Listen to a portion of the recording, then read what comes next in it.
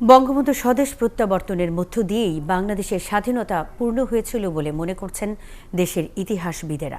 অন্যদিকে পাকিস্তানের কারাগার থেকে মুক্তি পাওয়ার পর লন্ডনের যাত্রা বিরতিতেই শেখ মুজিবুর রহমান সারা বিশ্বের নিপীড়িত মানুষের নেতা হিসেবে নিজেকে প্রতিষ্ঠিত করেছিলেন বলে মনে করছেন সে সময়ে প্রবাসে থাকা কর্মীরা। মিল্টন আনোয়ারের প্রতিবেদন।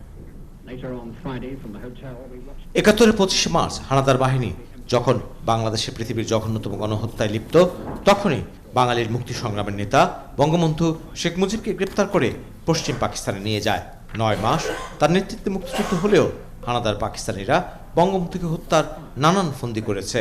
৭১ 16 ডিসেম্বর বাংলাদেশ স্বাধীন হওয়ার পর বঙ্গবন্ধুকে আটকে রাখা সম্ভব ছিল না পাকিস্তানি শাসক গোষ্ঠী। ১৯৭২ সালের ৮ জানুয়ারি তাকে মুক্তি দিয়ে ব্রিটেনে পাঠায় পাকিস্তান। এটা ছিল সে সময়ের সবচেয়ে আলোচিত ঘটনা, যে বাংলার বাঘ এসে পৌঁছেছেন লন্ডনে। এই খবর সমস্ত যুক্তরাজ্যে ছড়িয়ে পড়ল।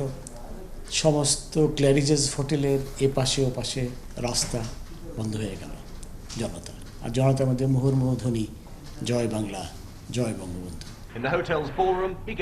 স্বাধীন দেশের ফেরার আগে লন্ডনেই নিজেকে সারা বিশ্বের নিপীড়িত মানুষের নেতা হিসেবে প্রতিষ্ঠিত করেন বঙ্গবন্ধু।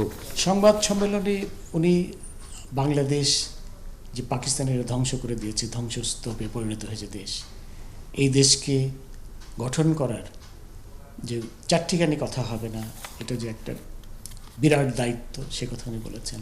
সেদিনই কিন্তু তার এই ভাষণ থেকে পরিষ্কার হয়ে উঠেছিল যে তিনি শুধু বাংলাদেশের নেতাই নন, তিনি আসলে সারা বিশ্বের নেতা।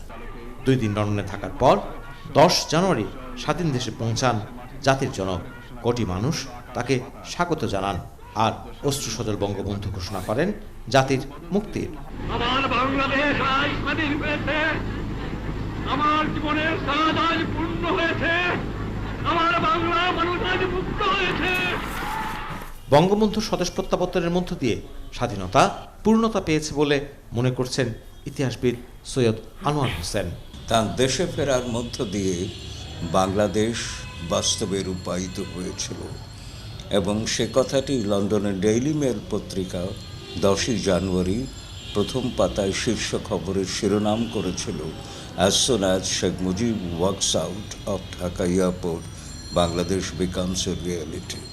বঙ্গবন্ধু স্বদেশ প্রত্যাবর্তন যুদ্ধবিধ্বস্ত বাংলাদেশে নতুন আশার সঞ্চার করেছিল বলে মনে করছেন তারা।